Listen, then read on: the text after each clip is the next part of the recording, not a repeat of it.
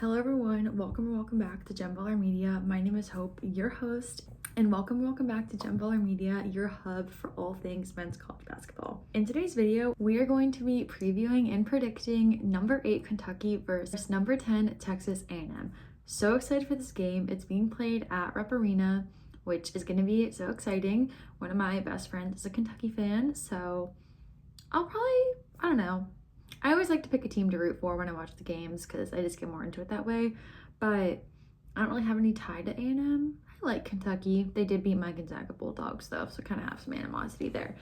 But with that being said, let's just get right on into the prediction. So if you follow college basketball and you know Texas A&M, you know Wade Taylor. And unfortunately, he's been out for the last 2 games, I think, 2 or 3 games. In an article by Sports Illustrated, A&M's coach had this response. He was asked about Wade Taylor's recovery time and when he would be back. In quotes by Sports Illustrated, when asked if Taylor has a recovery timetable, Williams simply shook his head and mumbled, while not having the happiest of looks on his face. His reaction is likely to cause some concern for Aggies fans that were hoping for Taylor to return soon. With that being said, going away at any SEC location for a basketball game is hard. Rupp Arena without one of your best players is harder. So we're going to digest that a little bit. I said, I think without Wade Taylor, it's an automatic win for Kentucky, just based on how Kentucky played against Mississippi State a couple of days ago. With that being said, I am not disrespecting A&M at all. I think they're great this year. I'm rooting for them. I love seeing them succeed. I just think given the circumstances, their best player being out, or one of their best players being out, I'd argue probably their best player, overall, and just, he's the heart of that team. He's been there for so long. Not being on the court. He's always on the sideline. You watch those games. He's not in. He is still in the game. If he's not in the game, he's coaching the game. I really like Wade Taylor, but not having his talent on the court at Rupp Arena against Kentucky is a hard atmosphere to play in. I do think that A&M's a great team. They beat Texas by 20, who's been decent this year. They beat a pretty good Oklahoma team, but is Oklahoma not even ranked anymore? Oklahoma's not ranked. Oh, I guess they lost to Georgia by 10. That'll do it. Oh, and then they lost to Alabama by 30. So, again, that would do it. All right. Anyways, back to A&M. I think A&M is a great team. Don't get me wrong.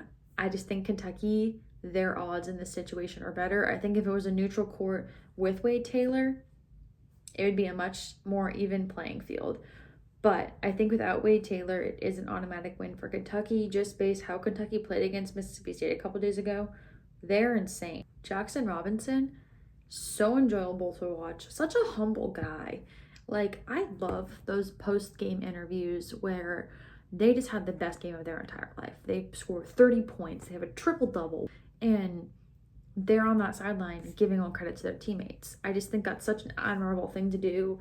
And, you know, the positions that those guys are in, the likelihood for them to not be humble is quite high. But almost every interview I've watched so far this year, every player has been so humble and so well spoken. And I give a lot of credit to their coaches, their families, and I think that there's a lot of amazing upcoming college basketball players that are such good people. Obviously amazing athletes, but good people. And I think that's a great combination. So I wanted to note on that because I think there's so much negativity in every media form. Maybe not as much in sports because we're the best media, but I just always like to note good humanity where I can find it. And I think that's a huge, amazing thing for the college basketball community to be proud of, to have good people that we get to watch. It's very amazing.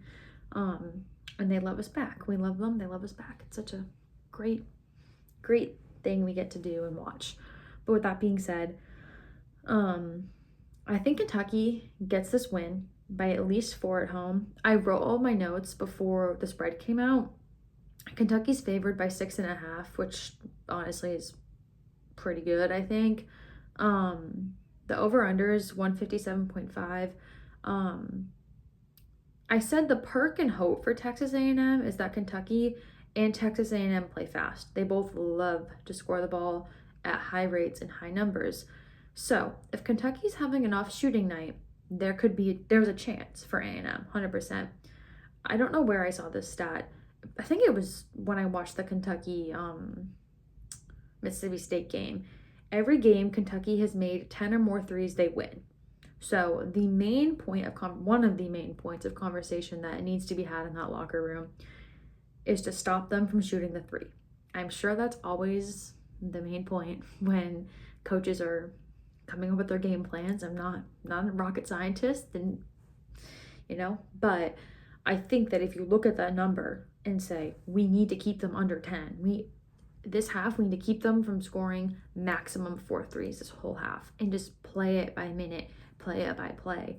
A&M has a chance. A&M's a great team. They're number 11 for a reason. But I do think that Kentucky wins this game. I have them winning 80-74 at home, which I think is honestly a statement win against A&M. But also I think A&M has nothing to lose in this game. You're going into Rupp Arena. You're not expected to win. But I think if they put up a good fight, it'll still hold that respect for A&M. Even if they lose by, I say, 10 or less, people won't even bat an eye. I think any team that loses to Kentucky at home, less than 10, it's no disrespect taken, like it's Kentucky. So that is my prediction. A&M versus Kentucky, 80-74. Kentucky gets the dub at Rupp Arena. And make sure you guys subscribe because there's a lot more college basketball content coming your way. Bye, guys.